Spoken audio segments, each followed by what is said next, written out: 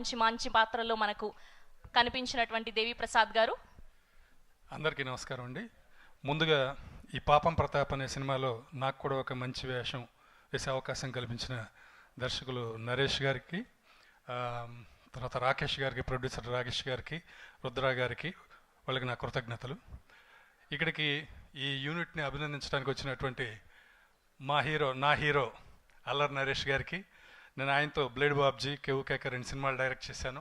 అందుకనే నా హీరో నరేష్ గారికి, అలాగే మా దర్శకులు హరీష్ శంకర్ గారికి ధన్యవాదాలు తెలియజేస్తున్నాము. ఒకప్పుడు ఉషాకరణ్ మూవీస్ సినిమాలంటే అంత మంచి కాన్సెప్ట్తో వచ్చే సినిమాలండి. అది స్టార్ట్ అయిన శ్రీవారికి ప్రేమలేఖ దగ్గర నుంచి కూడా చూసినటువంటి ఎన్నో హిట్ సినిమాలను చూసినటువంటి జనరేషన్ మాది. అలాగే ఇప్పుడు మళ్ళీ వాళ్ళు ఒక్కసారిగా జూలు విధించినట్టుగా మంచి కాన్సెప్ట్ తోటి అదరగొట్టేస్తున్నారు సినిమాలు. ఇది బ్రహ్మాండమైన కాంబినేషన్తో వస్తున్న సినిమా అండి. అంటే ప్రొడ్యూసర్ రాకేష్ గారు ఓ పక్కన హిట్ల మీద హిట్లు చేస్తున్నారు. అలాగే ఉషాకరణ్ మన ఈటీవీ విన్ వాళ్ళ గురించి చెప్పే పని లేదు, దడదళ్ళాడించేస్తున్నారు. ఓ పక్కన హీరో తిరువీరు గారు దడదళ్ళాడించేస్తున్నారు. వీళ్ళ ముగ్గురు కాంబినేషన్లో ఒక మంచి డైరెక్టర్ నరేష్ గారు. ఈ రోజున చెప్తున్నామండి, ఎవరైనా సరే ప్రొడ్యూసర్లు తొందరపడవచ్చు, నెక్స్ట్ అర్జెంటుగా ఆయన ఖర్చీఫ్లు వేసేయచ్చు. ఎందుకంటే ఈ సినిమా డెఫినెట్గా బాగుంటుందని నేను ఖచ్చితంగా నమ్ముతున్నాను. అంత చాలా ఎంటర్టైనింగ్గా ఉంటుంది సినిమాలో, నా క్యారెక్టర్ తప్ప. నాకు మాత్రం అంత సీరియస్ వేషాలే ఇస్తున్నారు, ఎవరు కామెడీ చేయడానికి అవకాశం ఇవ్వట్లేదు. తర్వాత ఇందులో ముఖ్య విషయం మన రాధాకృష్ణ గారు.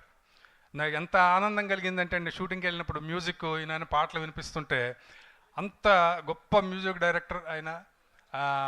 మళ్ళీ ఇక్కడి నుంచి మళ్ళీ మీరు కూడా జూలు విదిలించి అదరగొట్టాలని చెప్పేసి కోరుకుంటున్నాను.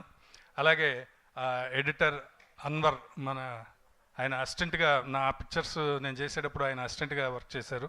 చాలా మంచి ఎడిటర్ అన్వర్. ఇలా ఒక మంచి టీం తోటి చేసిన సినిమా అండి. చాలా బాగా చేశారు. షూటింగ్ చేస్తున్నప్పుడే ఎంజాయ్ చేస్తూ చేసినటువంటి సినిమా. అంత బాగా డైలాగులు అవన్నీ కూడా అంత బాగా రాశారు. తర్వాత ఇంకా తిరువీరు గారు, ఇంకా తర్వాత మా రవి గారు.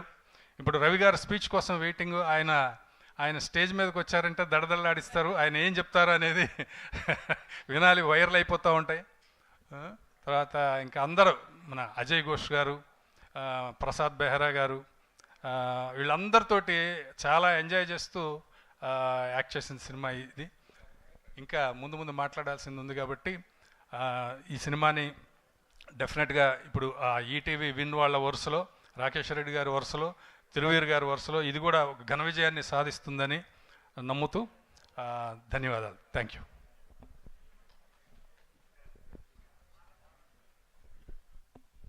థ్యాంక్ యూ అండి.